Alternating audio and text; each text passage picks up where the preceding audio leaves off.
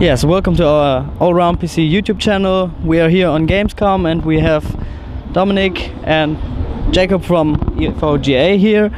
They just will present their newest product to us and give us a brief overview.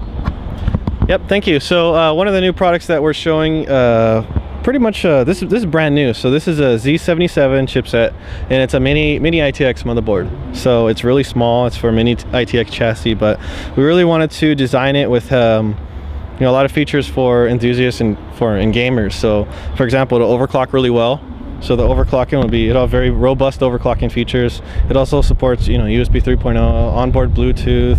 It'll have DisplayPort out, HDMI out, and of course PCI Express 3.0 for high performance graphics cards. So we're seeing a trend right now that more and more people are asking us for small form factor gaming PCs. So we have on one side of it we have really high-end huge motherboards like the SRX, and we also want to design very small form factor enthusiast motherboards for gamers and overclockers. So we're planning to ship this sometime in September, maybe October timeframe, and pricing will be probably around 200 USD, somewhere around there.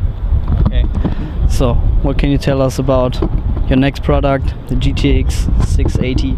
Sure. So this is 680 classified. So basically on this board, we basically, the only thing that, we have reference design cards and we have enthusiast high-end overclocking cards. So this card is a very high-end overclocking enthusiast card. So the only thing that it shares similar with the reference card is pretty much the GPU. We redesigned the PCB. It has 14 power phases. It has 4 gigabytes of memory. You can see the additional memory chips back here. It has dual 8-pin power input connectors, an EVGA connector. You can monitor voltage. So this is really designed for a very high-end enthusiast type gamer. And you can actually see the just look at the PCB. I mean, it's about 1 inch taller than a regular PCB, and the reason for that is we have so many power phases on it and extra components that are needed for high-end overclocking that we had to increase the size of the PCB. Just go on. Finally, this is a board that's on the market today. It's a Z77 FTW motherboard, and this is one of the few motherboards on the market today that supports 4-way SLI. So you can actually put 4 cards in here, run them in SLI, 4-way SLI, and it has the way that it does that is the Z77 chipset cannot do that natively. So you actually have to have another chip.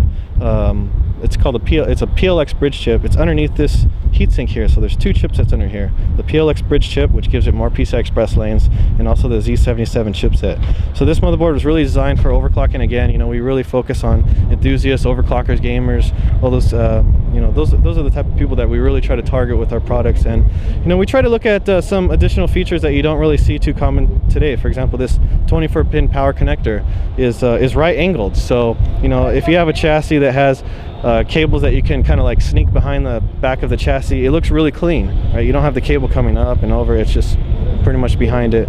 And it has this here shows postcode. When you first power on the machine, it shows the postcode diagnostic, and then once Windows loads, it shows your CPU temperature. So you can see very easily, very quickly what CPU temperature you're running. And there's a lot of features like triple BIOS support. You can switch in between BIOSes really easily. Power, reset, clear CMOS, and of course all the BIOS overclocking features that overclockers really demand. Okay, so thanks for your time and this overview. Yeah, thank you.